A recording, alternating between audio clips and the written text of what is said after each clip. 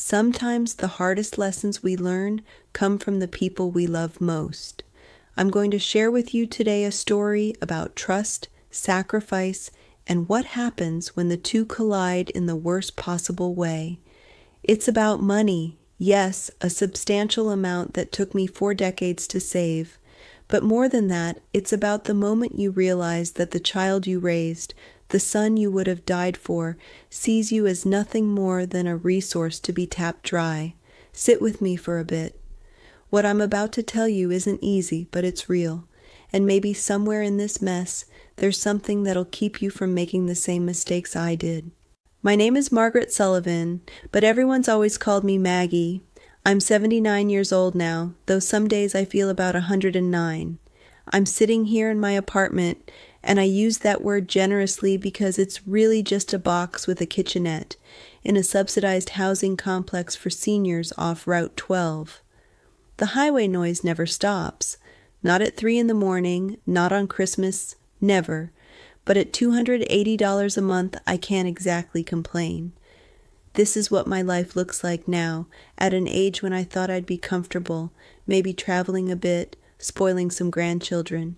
Instead, I'm counting quarters and working 15 hours a week, bagging groceries at Save Mart because my Social Security check of $1,200 doesn't quite cut it. But I'm getting ahead of myself. Let me back up and tell you how I got here, because it didn't start in this cramped apartment with its stained carpet and the leak in the bathroom ceiling that maintenance keeps saying they'll fix. I grew up in a small town in Pennsylvania, the kind of place where the factory whistle told you what time it was, and most families had at least one person working the line. My daddy worked at the steel mill until his lungs gave out, and my mama cleaned houses for the families on the hill, the lawyers, the doctors, the people who'd never set foot in a factory in their lives. I learned early that if you wanted anything in this world, you worked for it. Nobody was handing out favors to people like us. I met my husband Pete when I was 19. He was 22, just back from Vietnam, and he'd gotten a job at the same auto parts factory where I'd started working right out of high school. The factory made components for Ford and Chrysler, nothing glamorous, just the small parts that keep an engine running. Pete worked in shipping and receiving, and I was on the assembly line, Station 7, installing gaskets on cylinder heads. 8 hours a day, 5 days a week, sometimes 6 when they needed the overtime. We got married in 1966, had a small ceremony at the Methodist Church with about 30 people. No honeymoon, we couldn't afford it. Pete wanted to save for a house, and I wanted that too. We rented a 2-bedroom place on the east side, nothing special, but it was ours. A year later, our son Danny was born. He was a beautiful baby, all pink and perfect, with Pete's dark hair and my green eyes. I thought my life was complete. The factory work was hard, harder than most people realize. The noise alone could drive you crazy. Metal on metal, machines grinding, the constant clang and bang that left your ears ringing even after you went home. In summer, the heat was unbearable. No air conditioning back then, just industrial fans that mostly pushed hot air around. In winter, the heating was sporadic, and we'd work in our coats until the line supervisor yelled at us about safety violations. But I stayed. For 42 years, I stayed. I moved from the assembly line to quality control after about 15 years, which was a bit easier on my body but required more focus. I was good at it too, spotting defects, catching problems before they went downstream. The pay wasn't much.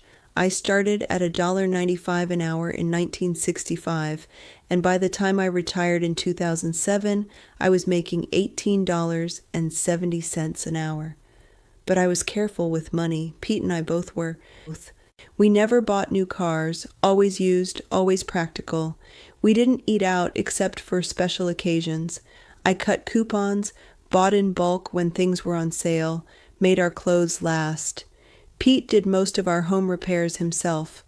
We took one real vacation in all our years together, drove down to Florida in 1989 to see Disney World because Danny, who was 22 by then, had never been. That was it. One vacation in 4 decades of marriage. But we saved.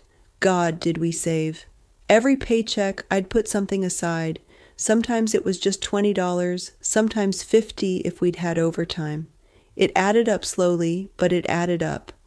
By the time Pete had his accident in 2006, we had about $90,000 in our savings account. Pete's accident happened on a Tuesday morning in November. A forklift operator misjudged a turn, and a pallet of engine blocks came down on Pete's leg. Crushed it so bad they couldn't save it. They amputated below the knee. Pete was 63, a year away from retirement. The company gave him a settlement, $75,000, which seemed like a lot until you factored in medical bills and the fact that Pete would never work again. The amputation did something to Pete's spirit. He tried with the prosthetic, really tried, but he got depressed, started drinking more than he should. His heart gave out in October 2007. He died in his recliner watching a Tigers game. He was 64 years old. I retired 3 months later. I couldn't stand being in that factory without Pete. Too many memories, too much emptiness. Between my savings, Pete's settlement after medical expenses, and a small life insurance policy Pete had through the union, I had about $190,000. It sounds like a fortune, doesn't it? But I was 61 years old. I needed that money to last another 20, maybe 30 years. I put it in a high-yield savings account and lived modestly on my Social Security and the interest. Danny was 41 when his father died. He'd never quite found his footing in life. He'd tried college for a semester but dropped out, said it wasn't for him. He'd worked a dozen different jobs: truck driver, warehouse supervisor, construction worker, security guard. Nothing stuck. He'd had relationships that didn't work out, apartments he couldn't keep, cars that got repossessed. But he was my son, my only child, and I'd always been there when he needed help. A few hundred here for rent, 1,000 there for a car repair. Pete used to warn me about it. "Maggie, you're not helping him by bailing him out every time," he'd say. But what was I supposed to do? Let my son end up on the street? After Pete died, Danny came around more often. I thought maybe it was because he missed his father, wanted to be there for me, and maybe part of it was that.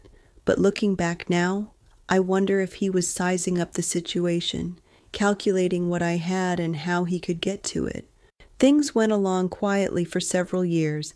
I lived in the house Pete and I had finally bought in 1985, a small ranch-style place, 3 bedrooms, 1 bathroom on a 1/4-acre lot. The mortgage was paid off. My expenses were low. I volunteered at the library, kept a garden, joined a club for senior citizens who liked to work with plants. I wasn't rich, but I was comfortable. I could sleep at night without worrying about money, which was more than I'd been able to say for most of my working life. Then came 2021. Danny showed up at my house in February, more excited than I'd seen him in years. He'd been working as a delivery driver for a food distributor, and he said he'd learned the restaurant business from the inside. He'd been making deliveries to restaurants, talking to owners, seeing what worked and what didn't. "Ma, I found it," he said, spreading papers across my kitchen table. "The opportunity I've been waiting for my whole life." It was a restaurant for sale, an Italian place called Bella Italia, located in a strip mall about 20 miles away. The owner was retiring and wanted out quickly. The place came with all equipment, an existing lease, an established customer base. Danny had it all figured out. He showed me a business plan he'd put together, or more likely paid someone to put together. There were spreadsheets, market analyses, projected revenues. It looked professional, legitimate. "The asking price is $150,000, Danny said. "I've got about $10,000 saved up, but I need backing for the rest. Ma, this is it. This is my chance to finally build something, to be my own boss. I've worked for other people my whole life, and where has it gotten me? I know the food business now. I know what customers want, This location gets incredible foot traffic.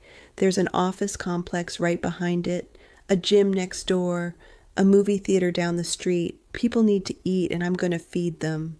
I felt my stomach tighten. $150,000. That was almost everything I had.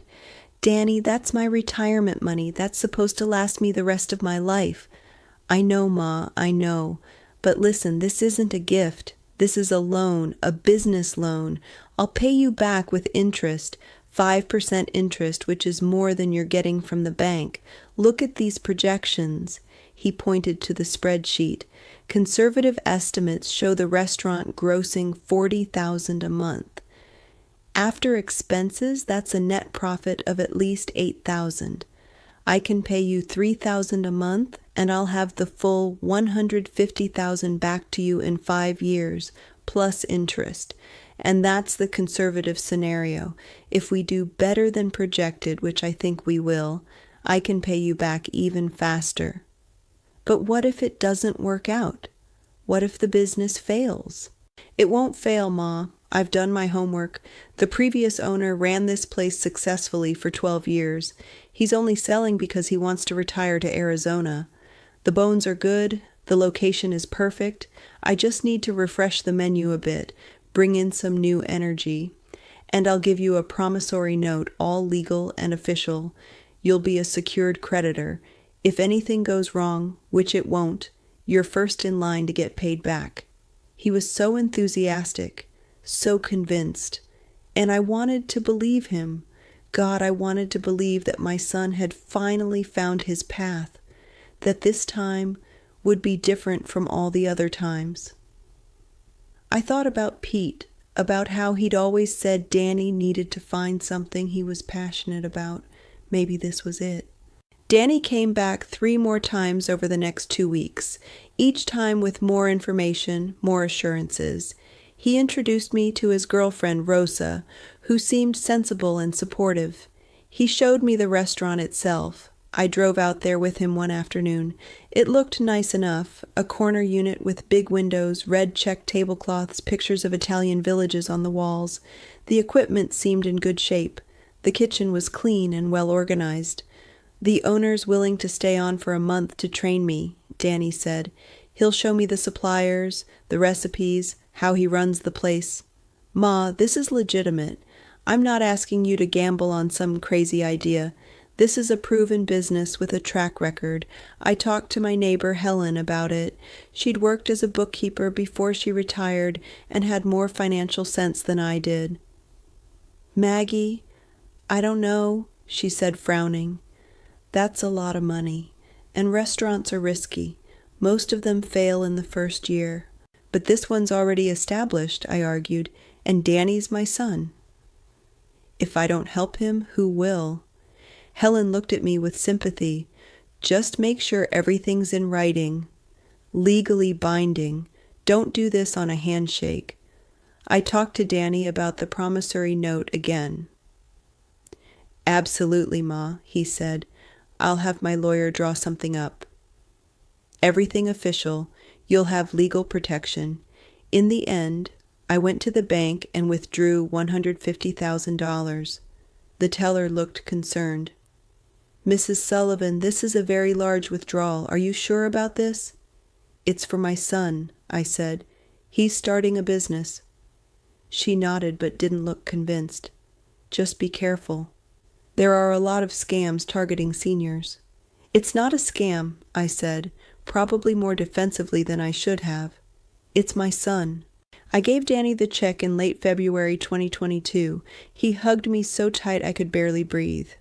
Ma, I'm going to make you so proud, I swear. This is going to change everything. I kept $40,000 in my account. It seemed like enough for emergencies. And Danny had promised to start repaying me within 6 months once the business was generating positive cash flow. The restaurant opened in March 2022. Danny sent me pictures from opening night. The place was packed, people smiling, plates of pasta and pizza going out. He'd hired a small staff, 2 cooks, 3 servers, a dishwasher. Rosa was helping with bookkeeping and hostess duties. For the first few weeks, Danny was euphoric. He called me almost daily with updates. "Ma, we did 6,000 in sales today. We're crushing it." I went to the restaurant for lunch in April. It was a Tuesday mid-afternoon, and there were maybe 5 other customers. The food was decent. I had chicken parmesan, and it was fine, nothing spectacular. Danny gave me a tour of the kitchen, introduced me to his head cook, Marco. Everything seemed okay, but it was quieter than I expected for a restaurant that was supposedly doing so well. "Weekends are insane," Danny assured me. "This is just a slow weekday lunch crowd." By May, the calls became less frequent. When I did talk to Danny, he sounded stressed. There were problems with suppliers, issues with staff calling in sick, unexpected repairs needed on the walk-in cooler. "Just growing pains," he said. "Every business has them." In June, Danny asked for more money. He came to the house looking exhausted, with dark circles under his eyes. "Ma, I need another 30,000. I felt my heart drop. "What? Danny, you said—" "I know what I said, but there were things the previous owner didn't tell us. The hood system over the stoves needs to be replaced. It failed inspection. That's 15,000 right there, and we need to do some marketing, get our name out there. The competition is fiercer than I realized. There's a new Olive Garden that just opened 2 miles away, and they're running promotions we can't match. I need to advertise, maybe do some discounts to bring people in. This is critical, Ma. If we don't invest now, everything we've put in already will be lost." "But Danny, that's almost all I have left." "It's temporary, Ma. Just a bridge loan. I'll pay you back even faster because the business will be more stable. You've already invested this much. You can't let it fail now because we're 30,000 short. That would be like throwing away the 150 you already gave me." That logic, the idea that I'd lose everything if I didn't give more, hooked me. I was scared of losing the money I'd already given him, scared of my son's dream dying, scared of being the reason it failed. I gave him the 30,000. That left me with about 10,000 in my savings account, $10,000 at 76 years old. "This is it, Danny," I said. "This is everything I have. There's no more. I know, Ma. I know, and I'm going to make this right. I promise you." He never gave me the promissory note. Every time I asked about it, he had an excuse. The lawyer was backed up. He needed to revise some terms. He'd get it to me next week. Next week became next month, became next season. I should have pushed harder. I should have demanded it in writing before I gave him the first dollar, let alone the last 30,000. But he was my son, and I trusted him, and some part of me felt that asking too insistently would mean I didn't believe in him. What kind of mother doesn't believe in her son? The summer of 2022 was anxious. Danny stopped calling as often. When I called him, he was always too busy to talk, always dealing with some crisis. The couple times I went to the restaurant, I noticed it was half empty. The staff looked unhappy. Once I heard one of the servers complaining to another that she hadn't been paid on time. In September, Danny stopped answering my calls altogether. I'd leave messages that went unreturned. I started driving by the restaurant, and some days it wasn't even open during posted business hours. The sign would say, "Open daily 11 to 10, but I'd drive by at 6 on a Wednesday and the lights would be off. Finally, in October, Danny showed up at my house unannounced. He looked terrible, unshaven, 20 pounds lighter, wearing clothes that looked slept in. "Ma, I need to talk to you." We sat at the kitchen table, the same table where he'd spread out that business plan 8 months earlier. "The restaurant isn't making it," he said flatly. "I'm drowning in debt.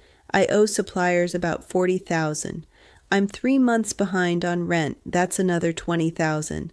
I've maxed out 5 credit cards trying to keep the lights on. I took out a high-interest loan from one of those cash advance places, and now they're threatening to sue. I'm looking at about 200,000 in total debt." I felt dizzy. "But what about all the money I gave you? $180,000, Danny. Where did it go?" It went into the business, Ma. The equipment purchase, the security deposit, and first 3 months' rent, inventory, payroll, licensing fees, insurance, utilities, marketing. Running a restaurant is expensive, way more expensive than I budgeted for, and the revenue didn't come in like I projected. The previous owner inflated his sales figures. I found out later he was showing me his best months and claiming they were average. The real average was about half what he told me. So, what are you going to do? He looked down at his hands. I'm filing for bankruptcy. Chapter 7. It's the only way out. My lawyer says I qualify because the debt is way more than my assets or income. But what about my money? You promised to pay me back. Ma, when you file for bankruptcy, you don't pay anybody back. That's the point. All the debts get discharged. The court liquidates whatever assets I have, distributes it proportionally to creditors, and the rest is forgiven. So I get nothing? $180,000 and I get nothing. Danny's face hardened. You'll get your share of whatever the liquidation brings in. The court will sell off the restaurant equipment, and whatever that brings in gets divided among all creditors proportionally. You might get 20 cents on the dollar, maybe 30 if we're lucky. But you said I'd be a secured creditor. You said... That was before I understood the full financial picture. Look, I'm a victim here too, Ma. I lost everything. My credit is destroyed. I'm going to have a bankruptcy on my record for 7 years. You think this is what I wanted? You promised me. You gave me your word. And I meant it at the time. But life happens. Business happens. I did my best and it wasn't enough. I'm sorry, but that's reality. His words felt like slaps. There was no remorse in his tone, no real apology. He sounded irritated, like I was being unreasonable by expecting him to honor his promises. Did you ever actually have a lawyer draft, that promissory note? I asked quietly. He didn't answer immediately. Then, things moved too fast. I was busy with the opening, and then I was busy trying to keep the business alive. It didn't seem like a priority. It didn't seem like a priority to protect the $180,000 I gave you. Ma, you're my mother. I didn't think I needed a legal document with my own mother. I thought we had trust. The irony of that statement, him talking about trust while telling me I'd never see my money again, would have been funny if it weren't so devastating. What about all those transfers from my account to yours? I asked. Don't those prove it was a loan? The bank records just show transfers. They say family transfer or gift in the notes. There's nothing that says loan or indicates repayment terms. My lawyer says without documentation, it looks like you gave me the money as a gift, and legally you can't claim repayment on a gift. I realized then, with a horrible sinking feeling, that Danny had known this all along. He'd promised me documentation, but never provided it.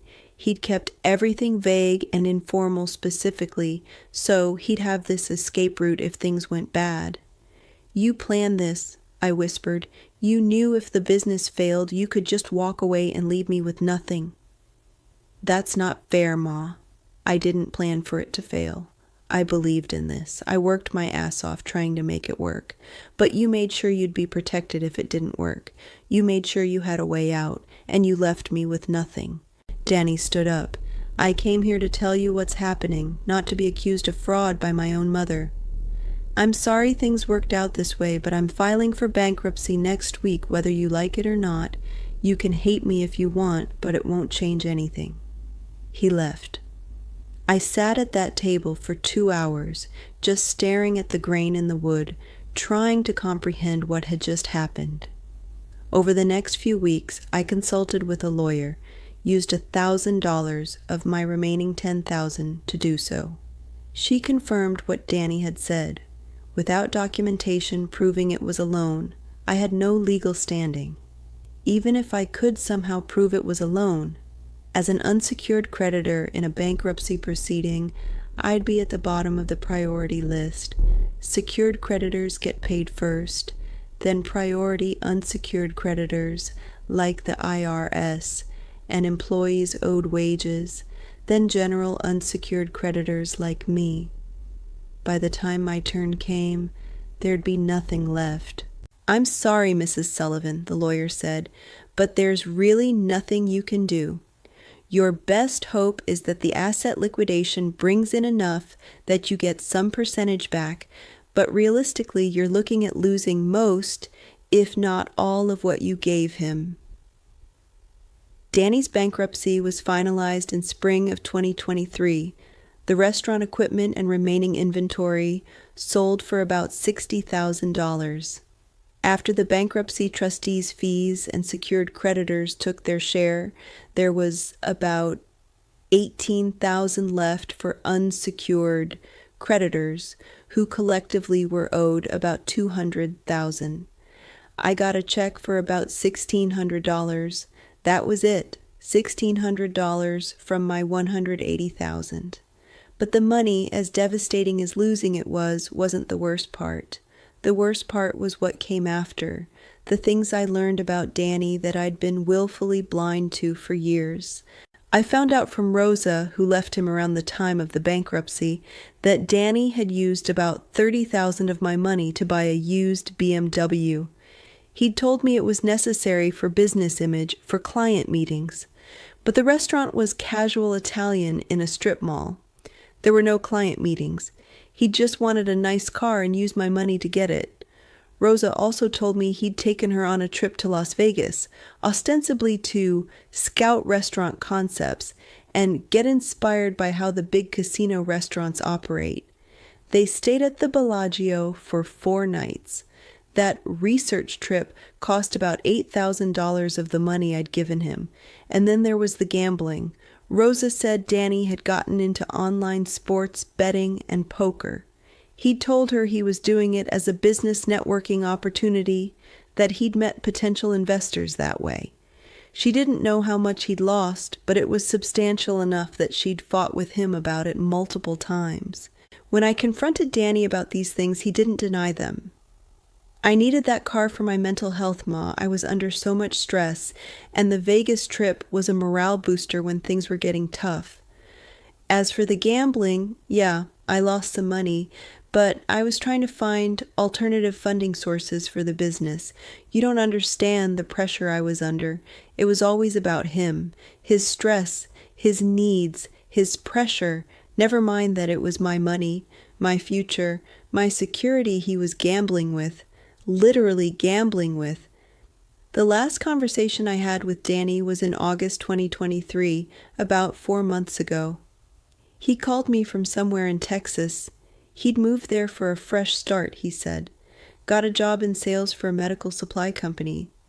"Ma, I know things have been rough between us, but I want you to know I'm getting back on my feet. I'm making decent money again. I waited for him to say he'd start paying me back, even a little at a time, but he didn't." "That's good, Danny," I said finally. "I'm glad you're employed." "So, listen, I'm getting married. To a woman I met here. Her name's Jennifer. We're thinking a small ceremony in October, maybe down in Galveston. I'd really like you to be there." "I can't afford to travel to Texas, Danny." "Well, I thought maybe you could give us a little wedding gift to help out. We're trying to keep costs down, but you know how weddings are. Even $1,000 would really help." I couldn't speak for a moment. I literally could not form words. "Ma? You there? You want me to give you money for your wedding. It's not for me, it's for both of us. For your future daughter-in-law, too. I gave you $180,000, Danny. You lost all of it and paid me back $1,600, and now you want a wedding gift. God, Ma, are you ever going to let that go? The restaurant failed. I'm sorry, but life moves on. I can't spend the rest of my life apologizing. And yeah, it would be nice if my mother could give me a wedding gift like most mothers do. Is that really too much to ask?" Something broke in me then. Some last thread of hope that my son would ever understand what he'd done, would ever take responsibility, would ever be anything other than a taker. "Yes, Danny. It is too much to ask. It's too much to ask for another dollar, another dime, another anything from me. I gave you everything I had, and you threw it away. You didn't just lose it in business. You spent it on cars and vacations and gambling. You lied to me. You made promises you never intended to keep, and you walked away without losing a night's sleep. So no, I won't be coming to your wedding, and I won't be giving you a gift. I won't be giving you anything ever again. Fine, be that way. I tried to include you in my life, but if you want to be bitter and hold grudges, that's your choice. Don't expect to hear from me again. I won't, Danny. Goodbye. I haven't heard from him since. Don't expect I will. I sold my house in June. I couldn't afford to keep it anymore. The property taxes alone were eating up what little I had left, and there were repairs needed I couldn't pay for. I cleared about $80,000 from the sale after paying off the small second mortgage I'd taken out to cover some medical bills. That money is in a trust now, managed by a financial advisor, set up in a way that it can't be touched except for monthly disbursements to me. It'll give me about $400 a month for the rest of my life, however long that is, to supplement my Social Security. I moved into this subsidized housing in July. 1 room, a tiny bathroom, a kitchenette with a hot plate and a mini fridge. But it's affordable, and affordable is what I need now. I work part-time at Save Mart bagging groceries. 15 hours a week, $8.50 an hour. It's not much, but it helps. And honestly, it gets me out of this apartment, gives me something to do, people to talk to. The young kids who work the registers are nice to me. They call me Miss Maggie and help me when I need to lift something heavy. My life now is small, very small. I shop at the dollar store. I don't have cable TV, just an old set with an antenna that gets 3 fuzzy channels. I canceled my membership to the garden club because I couldn't afford the $30 annual fee. I buy the store brand everything. I time my showers to keep the water bill down. I wear clothes until they're literally falling apart. I'm 79 years old and I'm poor. Actually poor, not just working class or struggling, but genuinely poor. And I'm going to be poor for whatever time I have left on this earth. Last month, I updated my will. I don't have much to leave, but whatever's left when I die, if anything's left, I've designated to go to a charity that helps elderly people avoid financial exploitation, not to Danny. I made that very clear in the document. I even wrote a letter explaining why to be opened after my death, so there can be no confusion about my intentions. You know what the hardest part is? It's not the small apartment or the cheap food or having to work in my late 70s. It's the loneliness.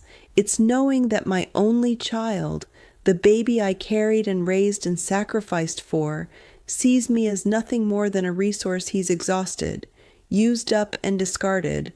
I have no grandchildren. I'll likely die in this apartment alone, and Danny probably won't even come to the funeral. And if he does, it'll be to see if there's anything left he can claim. People tell me I should forgive him, that he's still my son, that family is family. But here's what I've learned. Being family doesn't give you the right to destroy someone. It doesn't give you a free pass to take everything and give nothing back. And forgiveness doesn't mean pretending it didn't happen or opening yourself up to being hurt again.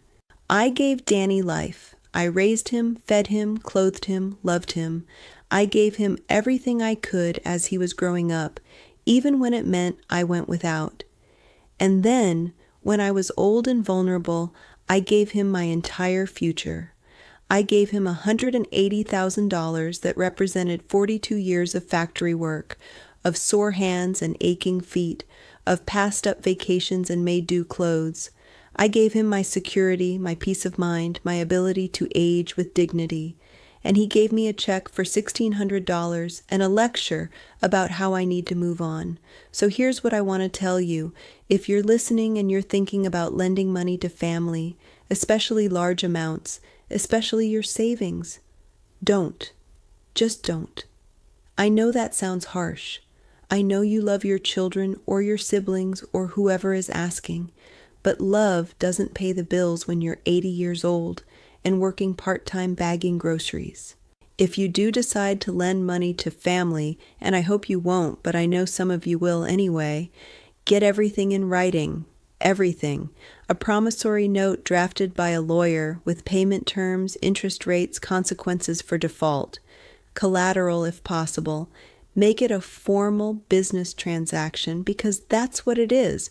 No matter how much they tell you, it's just family helping family. Don't accept promises. Don't accept, I'll get the paperwork to you later. Don't accept verbal agreements. People who genuinely intend to pay you back will have no problem making it official. The ones who resist putting it in writing are the ones who are already planning their escape route. And maybe most importantly, understand that when you lend money to family, there's a good chance you're not getting it back, and there's an even better chance you're damaging or destroying that relationship.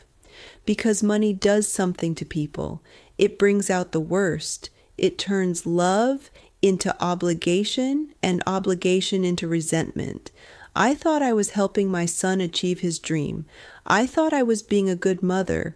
What I was actually doing was funding his irresponsibility and enabling his entitlement.